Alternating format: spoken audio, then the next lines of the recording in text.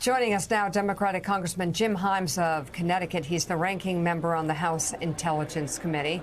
Good to have you on. What do you make of what we hear so far about this potential deal? And also Marco Rubio making it very clear that Russia's response will make it very clear to all of us where they stand on peace.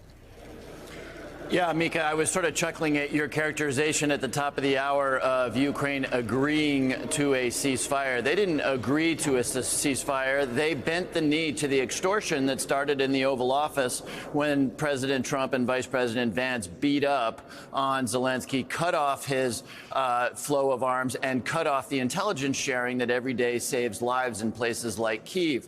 So no surprise there when you're being extorted by the most powerful country in the world. Eventually, you have to go along with it. Now, a ceasefire is a good thing. Fewer people will die. The resumption of intelligence to Russia, to Ukraine, I should say, about Russia is a good thing. But let's be very clear about what's going to happen in this ceasefire. The Russians are going to take advantage of their industrial might to move troops to surround the Kursk salient, where, as you know, the Ukrainians had invaded into Russia, and to reposition for a much more bloody subsequent follow-up once the ceasefire, as it inevitably will, is ended. Congressman, certainly you express real pessimism there that Russia will abide to this in at least any meaningful way, perhaps beyond the 30 days. So what does need to happen, in your estimation, for a more permanent end to this conflict? Well, and let me be clear here. I think that, Russia thinks in terms of years and decades with respect to Ukraine, as we saw, because they really started this invasion in 2014, 11 years ago when they went into Crimea. So I don't know that Putin sort of 6 months from now is on the move.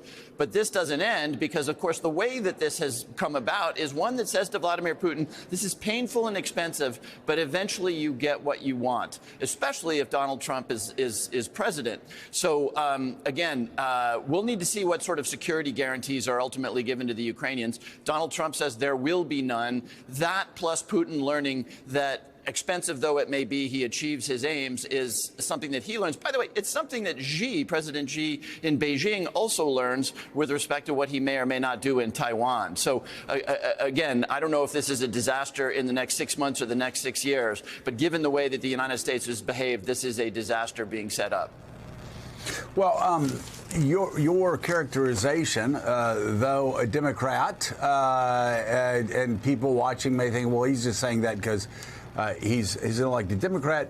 It lines up a good bit with what the Wall Street Journal editorial page says. In fact, the headline is Ukraine bows to Trump ceasefire.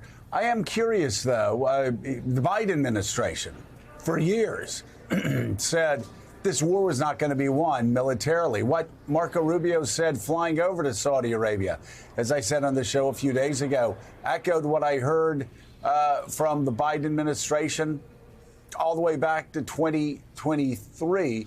So what does need to be done, in your estimation, to make sure that this ceasefire is permanent? Yeah, Joe, fair characterization, by the way, and you sort of brought partisanship into this, so let me indicate how I think about this partisanship. You characterized Biden's position exactly right, which is that this was not going to be won. The way this would have been won would have been 3 years ago when the Russians first invaded, if the Biden administration had given the Ukrainians quickly the weapons they needed to push the Russians back.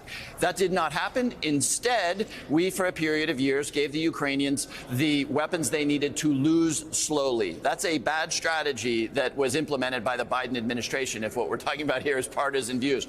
But to your question, your forward-looking question, the key now is security guarantees, right? So, we cut the ground out from under Ukraine. Why the president chose to do that rather than with Russia, I have my theories on, but we cut the ground out from under Ukraine. Now the question is, what security guarantees will be provided? Donald Trump says no. My guess is that Europe is going to come up with something. But if there are not good security security guarantees that make it obvious to Putin that he cannot go beyond whatever line of ceasefire he gets to, this will happen again. And it will be, to a significant measure, our fault. To the early waffling of the Biden administration, to the Republican Party, which delayed aid in the Congress for a year, and now, of course, to that Chamberlain in Munich moment when the president and the vice president beat up on President Zelensky in the Oval Office and voted with Russia and North Korea against our allies in the United Nations.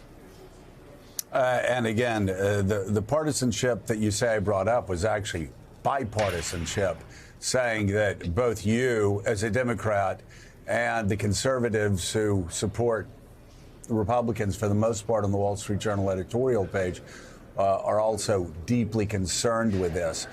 Do you believe, we were talking to Ambassador McFaul yesterday, do you believe the possibility of a European peacekeeping force and American business interests in Ukraine combine in the future to build a sort of tripwire against a future Putin invasion? Because as Ambassador McFaul said, those mining interests that Donald Trump talks about, that's not like a 6-month plan. You go in, you invest, you build infrastructure, and it's years in the making. Does that provide a tripwire that provides security for Ukraine?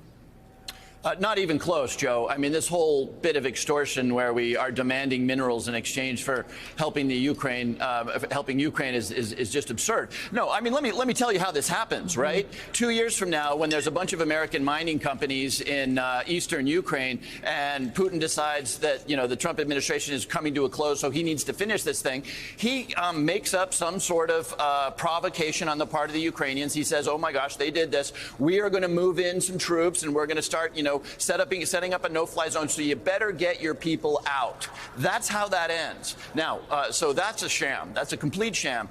Could the Europeans put together a peacekeeping force? Probably not today, but, Europe has sat up and taken notice that the United States no longer stands with them. So I think that over the course of the next couple of years, they're going to do what they need to do to develop a pretty significant military capability. And if they have the fortitude, which this administration and candidly the Biden administration didn't show, put enough of that military capability into and around Ukraine to deter a Russian, advance. But right now, that's not really a thing. So, ranking member of the House Intelligence Committee, Democratic Congressman Jim Himes of Connecticut, thank you very much for coming on the show this morning. We appreciate it.